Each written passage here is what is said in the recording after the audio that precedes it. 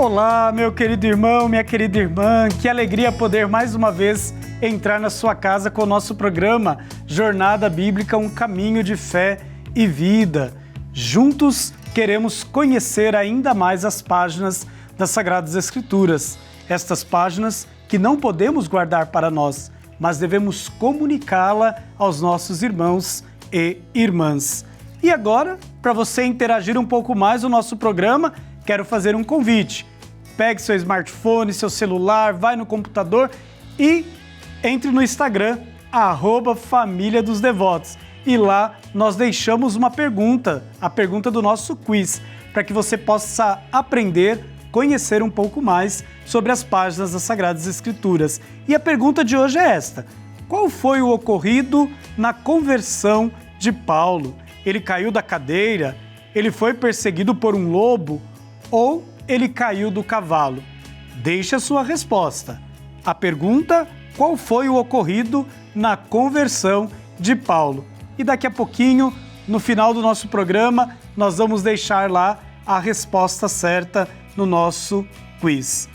E agora, queremos juntos nos colocarmos em oração, preparando os nossos corações para darmos continuidade à nossa jornada bíblica.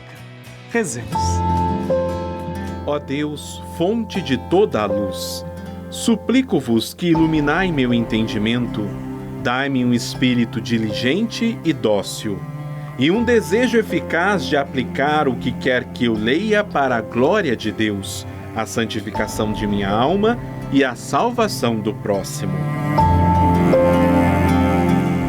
Concedei-me, ó meu Jesus, que como a vossa abençoada mãe, eu possa guardar todas as vossas palavras, ponderando-as no meu coração. Amém.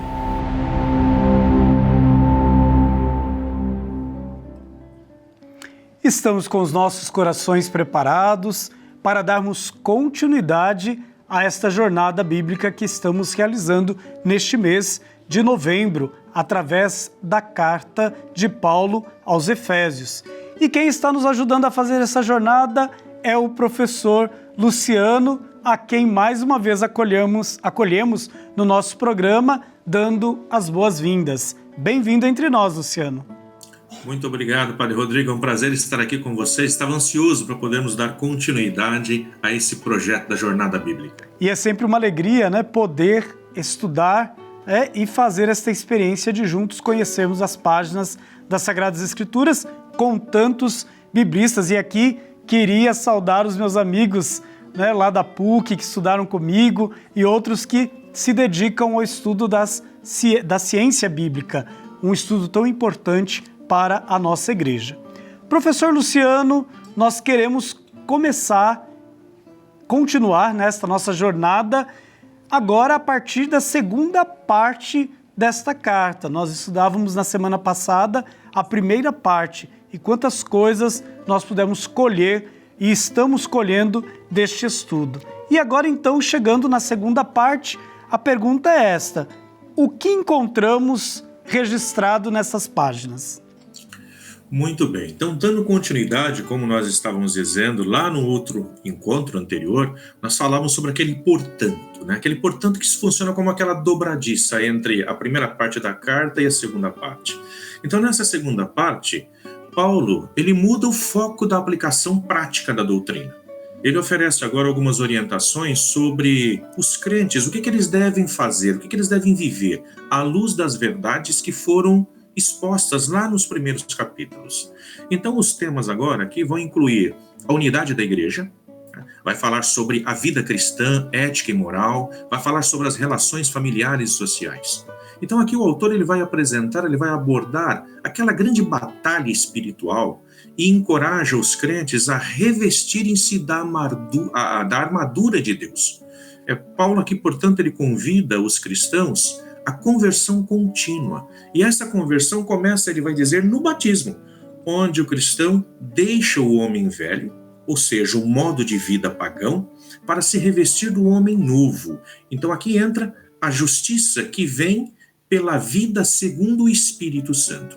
Portanto, ele vai apresentar aqui agora essa união onde não importa se você é judeu, se você é helênico, Deus nos une, portanto, porque ele vai apresentar também a própria palavra Então, o autor usa a palavra na segunda parte da carta aos Efésios para enfatizar essa unidade entre os crentes. Sejam judeus, sejam helênicos, sejam de onde vir, nós nos tornamos um só corpo e um só espírito, como também fosse chamado, ele vai dizer isso lá no capítulo 4, como também fosse chamado em uma só esperança da vossa vocação. Portanto, ele vem trabalhando aqui a questão da unidade de todos os povos, né? Então, no mundo onde agora o cristianismo está crescendo no mundo helênico, ele vai nos dizer, tanto esses que vêm do paganismo, como esses que são judeus e que já têm a prática da justiça a partir da lei, esses agora que são os helênicos, que são chamados a entrar através do batismo, vão fazer parte dessa comunidade também pela graça de Deus.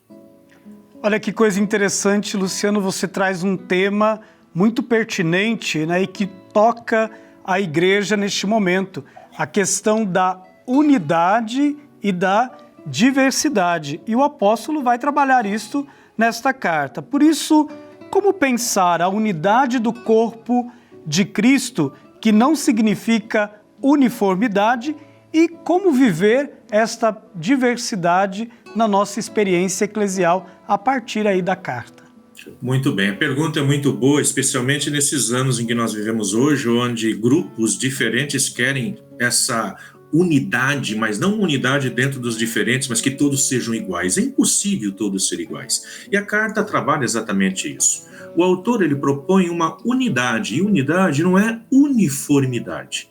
A unidade em Cristo, aqui apresentada pelo autor, significa que, embora sejamos todos diferentes, nós estamos unidos por uma fé, por um propósito comum. Esse propósito comum é apresentado na carta como a paz, como vivermos juntos em paz.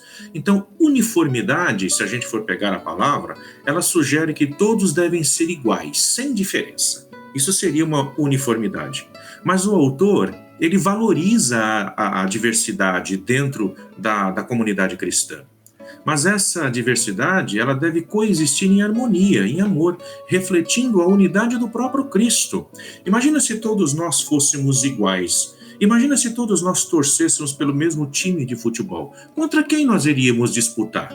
Veja, nós precisamos, portanto, do diferente. E assim, cada um de nós sendo diferentes, como se Deus tivesse criado uma forma única para cada ser humano, ele joga fora isso depois e torna a criar um outro ser. Então é na diversidade que nós crescemos dentro da unidade. E é isso que Paulo vai apresentar, portanto, nessa carta.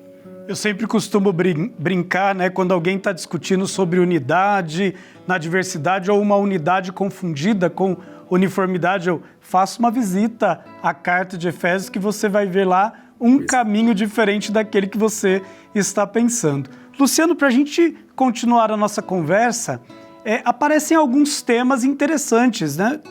Algumas metáforas dentro desta carta, como o novo templo e Jesus como a cabeça de uma nova humanidade na edificação da igreja.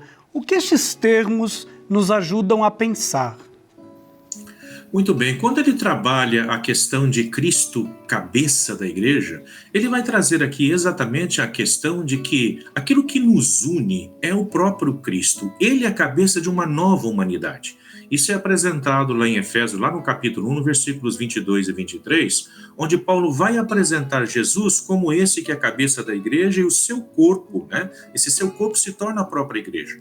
Então Jesus, ele se torna aí, portanto, nessa visão, nessa metáfora, o líder e fonte de vida para essa nova humanidade, essa humanidade que foi redimida pelo sangue de Cristo. Ele se torna, portanto, essa cabeça. Ele trouxe a reconciliação e a paz, e isso foi rompendo, portanto, as barreiras e criando uma nova identidade, que é uma identidade coletiva, mas essa identidade ela é fundamentada na obra redentora do próprio Cristo. Então essa imagem ela reforça a ideia de que, através de Jesus, uma nova criação foi estabelecida, unificando todos os crentes em uma nova realidade espiritual. Volto a dizer, sejam eles cristãos, sejam eles judeus, representados pelo próprio Cristo, na sua forma de vida, ele nasce, ele cresce seguindo todas as práticas judaicas, sejam eles helênicos que agora são chamados a participarem desse mesmo grupo, dessa mesma unidade na igreja, onde Cristo é essa cabeça. Luciano, muito obrigado pela sua presença aqui no nosso programa. É sempre uma alegria poder escutá-lo e com você conhecer as páginas das Sagradas Escrituras nesta jornada que estamos percorrendo neste mês de novembro. E agora quero fazer um convite a você que está nos acompanhando atentamente a visitar as nossas páginas nas redes sociais e, de um modo particular, a página do YouTube da TV Aparecida.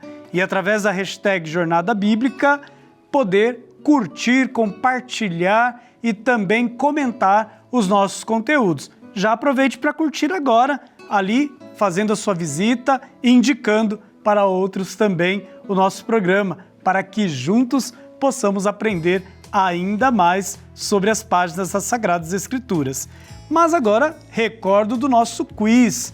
Lá no início a gente falava: qual foi o ocorrido na conversão de Paulo? Ele caiu da cadeira? Foi perseguido por um lobo? Ele caiu do cavalo? Não deixe de visitar o Instagram, @Família dos Devotos, e lá deixar a sua resposta. Agora queremos apresentar a resposta do nosso quiz de hoje. A você que interagiu conosco, foi lá nas nossas redes sociais, no @Família dos Devotos, na página do YouTube da TV Aparecida, hashtag Jornada Bíblica. Você pode deixar lá suas intenções, seus comentários, e a resposta do nosso quiz de hoje é essa. Qual foi o ocorrido na conversão de Paulo? Se você deixou a resposta C, ele caiu do cavalo, você acertou. Quantas vezes precisamos cair do cavalo para de fato entregarmos nossas vidas a Cristo, assim como fez o apóstolo Paulo?